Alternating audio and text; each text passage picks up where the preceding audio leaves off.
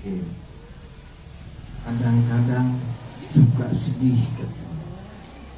Jangan sedih jadi anak yatim, karena Rasul terakhir diturunkan di muka bumi oleh Allah, Nabi penutup, Nabi akhir zaman yang diberi nama Muhammad putra Sayyid Abdullah, itu adalah anak yatim. Bahkan beliau orang tuanya meninggal ketika di dalam kandungan baru 7 bulan. Berangkat berdagang dari Makkah ke kota Yastrib yang dulu yang sekarang jadi Madinah. Di tengah perjalanan sakit panas, demam, kemudian meninggal. Jadi 7 bulan di kandungan sudah yatim. Ke Allah selalu mengingatkan.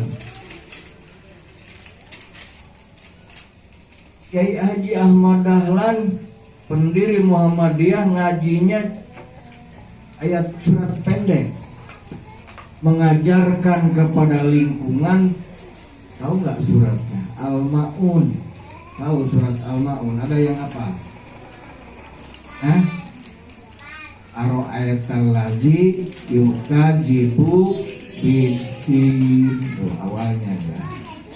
Sampai dibilang sama orang, ini mah bukan kiai, kinya dia cuma aro'aita mulu. Padahal itu surat sangat-sangat strategis.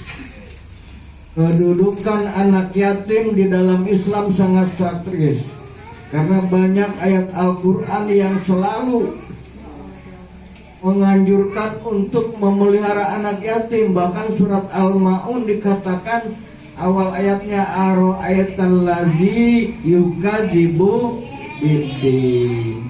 Tahukah kamu, kata Allah, apakah kamu lihat, apakah kamu tahu orang-orang yang mendustakan agama?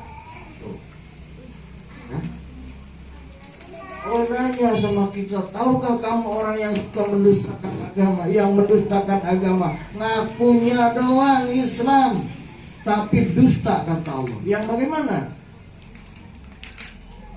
Azalikal ladzi yad'un, maka orang yang demikian itu orang yang menelantarkan anak-anak yatim.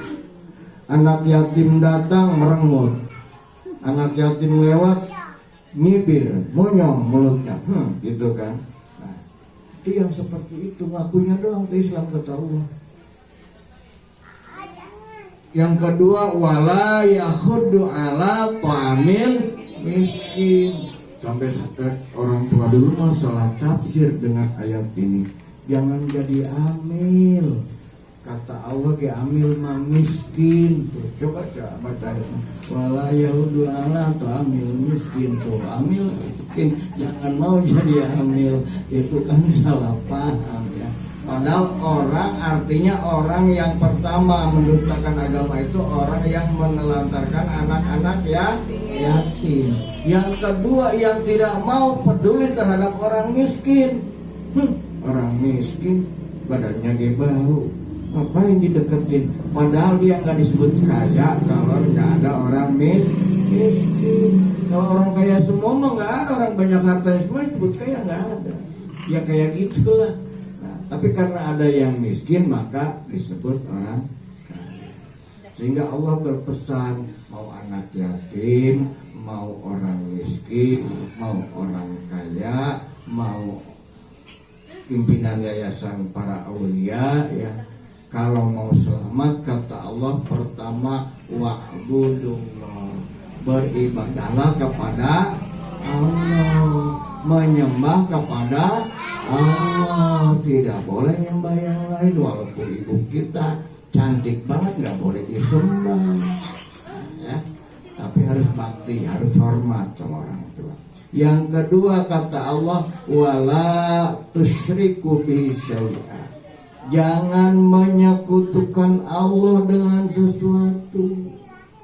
Apakah polsek manusia sama dengan kita? Tidak boleh kita karena kita hormat sama Pak Kapolsek, akhirnya apa kata Pak Kapolsek benar terus walaupun ada yang salah kan gitu. Itu kultus namanya. Jadi musrik. Yang ketiga, wabil walidaini ihsana. Harus berbuat baik kepada ibu dan bapak. Kalau yang masih punya bapak, tinggal ibu saja berbakti kepada ibu. Bapak sudah tiada, doakan oleh kita supaya bapak kita masuk ke surga. Karena ada 3 hal yang tidak pernah putus sampai hari kiamat. Yang pertama, sodaqotun jariyah. Orang yang sedekah untuk anak yatim nggak akan putus.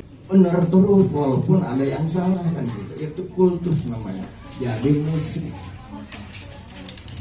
Yang ketiga, wabil walidaini ihsana.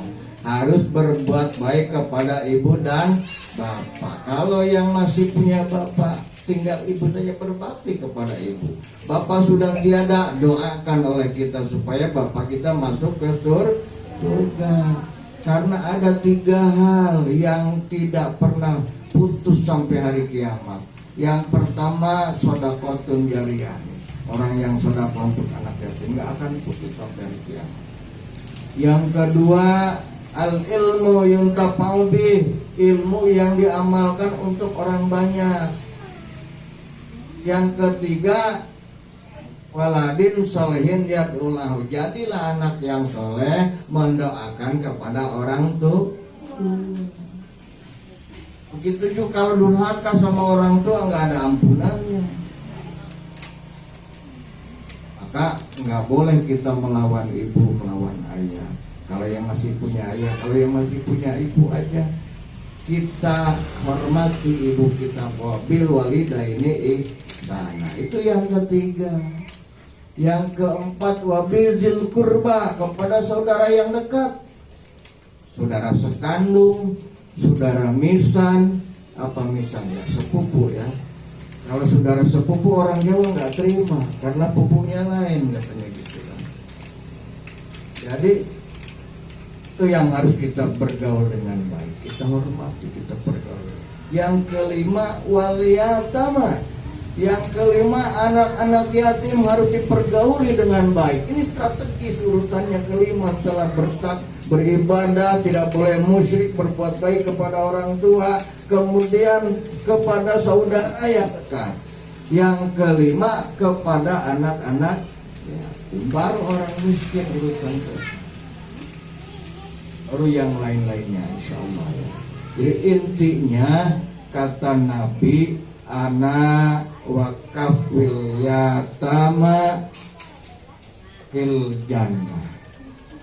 Aku dan orang-orang yang memelihara atau menyantuni, memperdulikan anak-anak yatim akan bersamaku di dalam surga, kata Nabi. Itu jaminan orang yang memelihara anak yatim. Maka strategis bagi ibu-ibu nih, jangan mau aja terima kalau ada kiai ngomong ceramah ujug-ujug, fankihu ma tobalakum minan nisa masna wa sulasa wa ruba.